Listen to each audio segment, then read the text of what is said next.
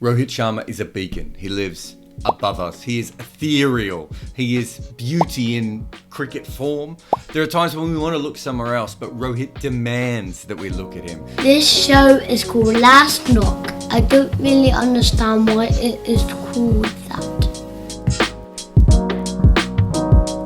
When he makes runs, when he doesn't. For India, Mumbai, he's must-watch TV, a viral social media post. There are flaws, and they're massive, and there are pull shots, and they're majestic.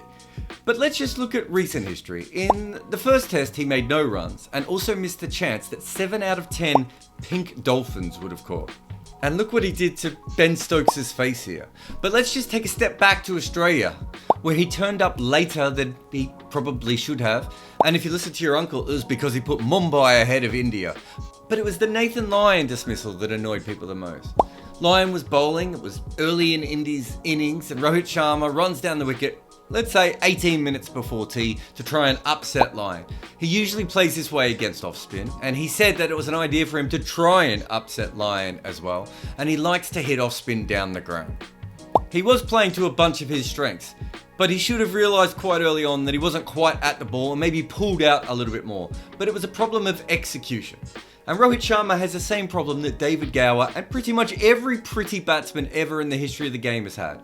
If you make batting look easy, you are not allowed to be dismissed.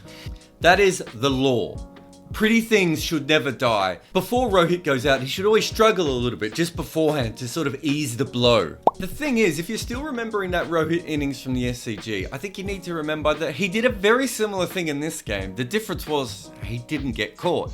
Ben Stokes came on to bowl and England decided they were going to bounce him, which was, I don't know, whatever it was. They had 2 men out on the leg side, and he decided to take on a fielder on the boundary very early on in India's innings.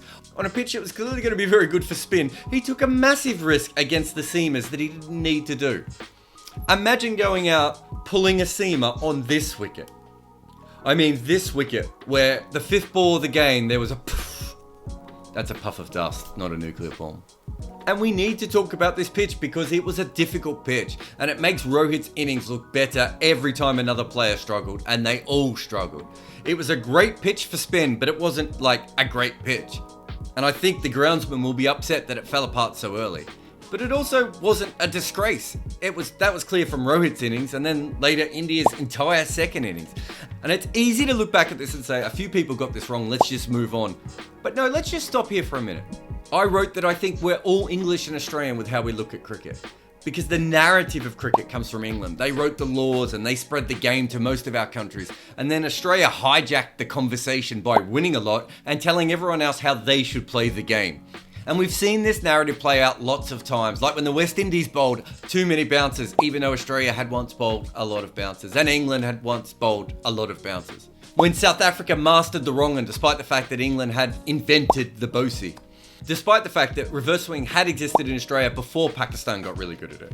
And I think this bias is within, like, all of us as cricket fans, whether you know it or not. And then it's mixed with your own home cricket culture. And it's nonsense anyway, because there's obviously many, many different ways that you can play cricket. There is no one good pitch. The ideal pitch probably helps seam bowlers and batsmen and spinners to all play well. But there are very few wickets that actually allow for that to happen. A few years back, when Australia toured India, they privately complained about every pitch before they played on them being doctored for spin. The first test, it did actually spin a lot, but Australia won that test. Next test, they lost, partly because the Indian seamers bowled so brilliantly. And in the third test in Ranchi, they complained again that it was another rank turner. They said, look at the colour, it's clearly going to be horrible. It was very much one of the worst pitches I've ever had to cover cricket on. 25 wickets fell. For the first 2 tests, people from the Australian team leaked info to me about how the pitches have been doctored. And I answered the same way twice. It's India. The pitches spin here. Let's just put aside, though, that the pitch spun on day one. Any pitch that is breaking down on the first day is not ideal, even if it doesn't end up affecting the match.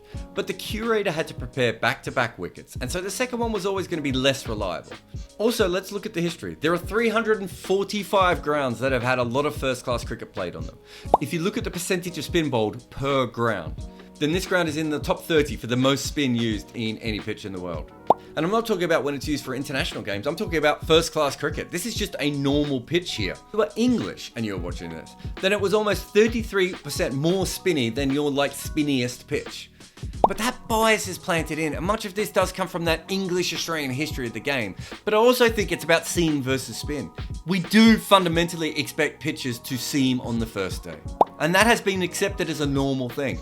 We don't often expect the pitch to spin on the first day, certainly not like this. But if you're from Sri Lanka, which produces more turn per capita than any other place on earth, this is just normal, no? This is just a thing that happens. I think we accept seam because it is an English thing, and we don't accept spin because it's not as English. But there is also one other really interesting thing to remember. In England, New Zealand, and South Africa, the seam bowlers obviously have a very good time of things. But remember, that's not always off the pitch as well. There's a lot of swing that gets done on very flat pitches around the world. This is not an easy thing to answer. But it is important to note that a couple of years ago, quite clearly the ball started seaming a lot more in the UK. And I just don't remember people complaining about it all that much. When teams get rolled really cheaply in England, we usually talk about the swing, the seam, perhaps the green pitch, but we also talk about the batsman not having good technique. I would say that it looked like the English batsmen did not have good technique for a pitch that spun a lot. I'm not really sure what the difference here is, other than the fact that once a pitch starts spinning like this, it doesn't stop, whereas seaming pitches can flatten out. But this isn't a good pitch. I think that's okay to say. You'd not take it home to meet your mother. But it did produce fascinating contests, incredible batting, brilliant bowling, and dynamic wicketkeeping. So yeah, we're going to talk about wicketkeeping. And I think I'm at my oldest when I talk about keeping, because young people, they just don't understand that once upon a time, wicketkeepers didn't just take chances, they made chances. And that's what Ben Foakes did in this test. Pant didn't look as pretty, although he did do some incredible stuff as well. In fact, they both did brilliantly just to survive. But Foakes did more than just that. He was exceptional all game. And of course he still made errors because, how on earth do you even stop the ball on that pitch, I don't know at times. But wasn't it just great to watch a gloved craftsman just do their thing? You know you're keeping really good when at one stage your team does a review just so they can watch you keep on the big screen. I'm assuming that's why he did that review, because he missed that ball by about a foot. I know a lot of people are upset about Virat Kohli speaking aggressively to the umpires in this game. And look, I understand that.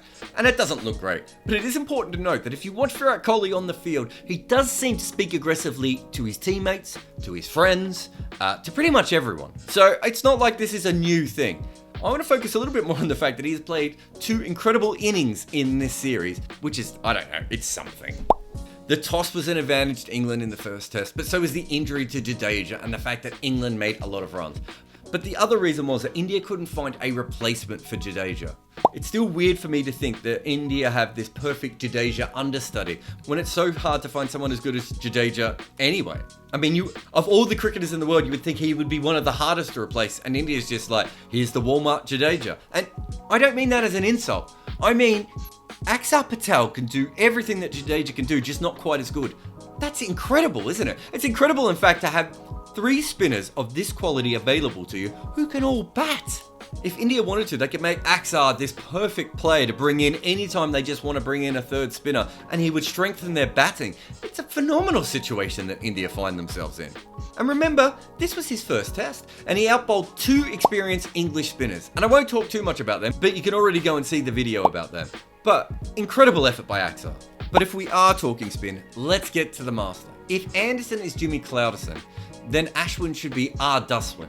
But both of those nicknames are not only rubbish. Why can't everyone else do what they do? There are so many seamers in England. There are probably millions of spinners in India. They're not all like Ashwin and Anderson, are they? And sometimes, is it not just great to be able to watch a master in their own conditions? on this pitch, Ashwin was a combination of Go-Go Gadget arms with Freddy Krueger's hands or something. He was good. It was art and science coming together. I like to assign pointless tropes to my spinners. Murali was like a spree killer, and Warne was like a methodical serial killer. But Ashwin, he's like a cartoon villain. He sets traps on his traps. This was a test match where he outthought poor young Dan Lawrence twice. Once with a slow ball after pulling out of a delivery on, just before lunch, and then by bowling a ball through his legs. Lawrence was picked because he's good against spin. But there's good against spin, and there's Ashwin. And now he has Ben Stokes 10 times. It's getting to the point that if India ever have to play against England in a World Cup final, I don't care how old Ashwin is, if Stokes is playing, they just have to ship him back into the squad. Have a look at this tweet. Think about this. This reminds me of like LeBron James level thing where these guys are seeing things on the field and remembering them and recalling them in a way that humans aren't supposed to do. And we haven't even talked about his batting yet. While people were still complaining that no one could bat on this pitch, Ashwin came out at number 8 and he made 100, batting with the tail. Incredible effort. Also, Mohammad Siraj celebrated that 100 like Tim Payne was definitely wrong about the whole friend thing. I personally don't think there should be crowds in these grounds. I really don't. But the sound that crowd made every time Ashwin went near the ball, which was pretty much all game because he bowled all game and batted for half of it as well. It was incredible.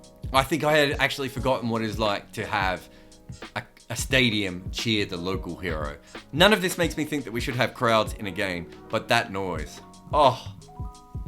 And I want you to think about one more thing. England planned for this series very thoroughly. They had rotating horses for courses. They have an analytics wing. They picked players that they thought specifically would do well in India. They have rested and rotated and done everything they can from an analytics point of view, a preparation point of view. They even played Sri Lanka in what was pretty much just a warm-up for this series. England did everything that they needed to do to be as good as they could be for this series. And then they won the first test. They come to the second test and everything is just rolling downhill. Everything's coming up England. And then Ashwin out-bats, out-bowls, and out-thinks them. 1-1.